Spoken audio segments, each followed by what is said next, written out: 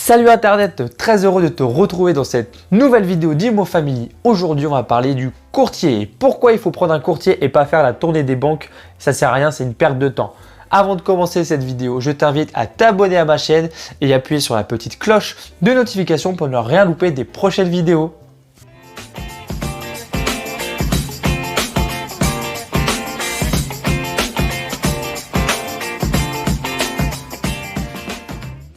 Le courtier est ton allié dans ton achat immobilier. Pourquoi c'est ton allié et pas l'allié des banques?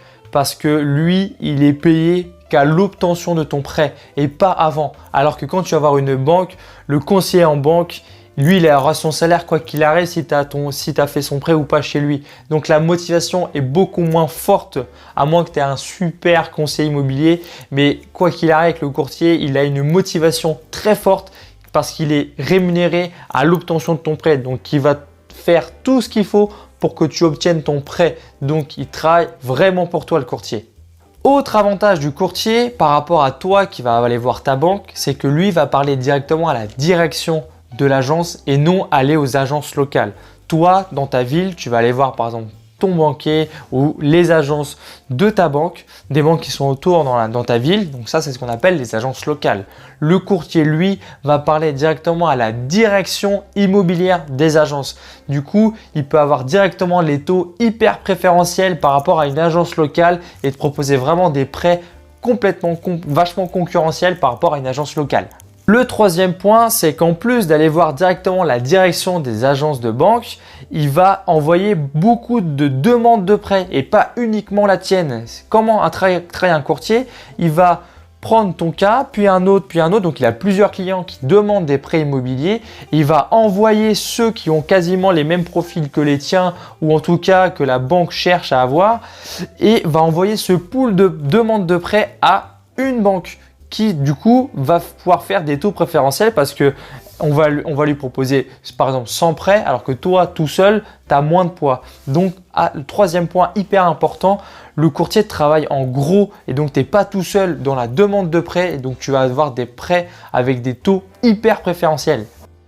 Il va donc envoyer ses prêts aux banques, mais quelle banque va-t-il voir? Quelle banque va-t-il parler par rapport à ton profil? Et bien, c'est aussi ça l'avantage du courtier, c'est qu'il sait où envoyer ton dossier. Toi, tu vas aller dans une banque locale, mais la banque peut-être, elle ne cherche pas ton profil. Peut-être qu'elle cherche plus des fonctionnaires, plus des cadres ou des gens qui ont beaucoup de salaire ou pas. Voilà, ton profil est quasiment unique. Et donc du coup, il ne rentre pas forcément dans les cases de chaque banque. Okay?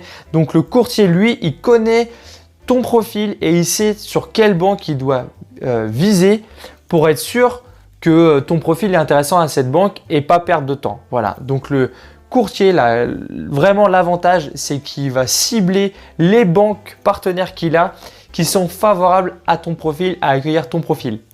Le dernier point, et pour moi le plus important, c'est que le courtier te fait gagner du temps et donc de l'argent. Car le temps, c'est de l'argent, on le sait tous. Pourquoi? Parce que lui, il t'envoie directement au niveau des banques qu'il faut. D'accord? Il envoie ton profil directement aux banques qui veulent t'accepter ou t'accueillir potentiellement. D'accord? Alors que toi, tu aurais fait la tournée des banques et tu auras été dans des banques qui ne veulent pas du tout ton profil. Elles t'auraient reçu quand même, mais sans plus. Et tu aurais donné de l'énergie pour rien et ça aura servi à rien. Donc, tu auras perdu du temps. Là, le courtier te fait gagner du temps. Tu fais une réunion pour le voir la première fois et tu le revois pour signer le crédit que tu as besoin. D'accord? Et en plus, il peut te sortir plusieurs crédits parce que quand il te dit c'est telle agence, elle te propose ça et telle agence te propose ça.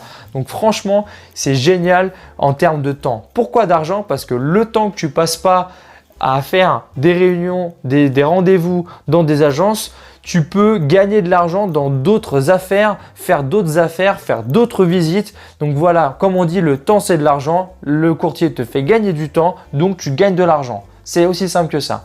À savoir que quand même tu payes le courtier. Donc oui, d'accord, tu le payes. Oui, il est plus cher que les frais de dossier, mais souvent les frais de dossier des banques c'est 900 € et un courtier c'est souvent dans les 1200 €.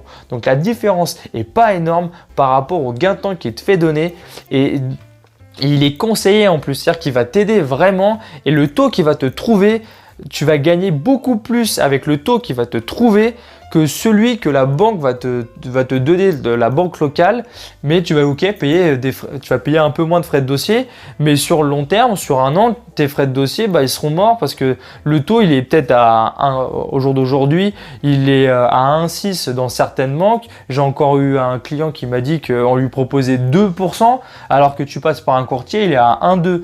Donc ok, tu vas payer peut-être 300 et 400 euros de plus le courtier, mais sur le long terme, lui, tu as trouvé un taux à 1,2%. Donc il te fait vraiment gagner beaucoup d'argent. Voilà pourquoi il te fait gagner beaucoup d'argent. Donc courtier, c'est gain de temps et gain d'argent. Maintenant, tu connais les caractéristiques d'un courtier et j'espère que cette vidéo t'a convaincu de passer par un courtier et d'éviter de faire la tournée des banques. En attendant, je t'invite à t'abonner à ma chaîne et de cliquer sur la petite cloche après l'abonnement pour ne rien louper des notifications des prochaines publications qui vont arriver, des prochaines vidéos que je vais mettre en ligne, ou alors je t'invite à liker, partager et commenter cette vidéo si elle t'a plu, car n'oublie pas Internet que c'est toi qui fais vivre la chaîne.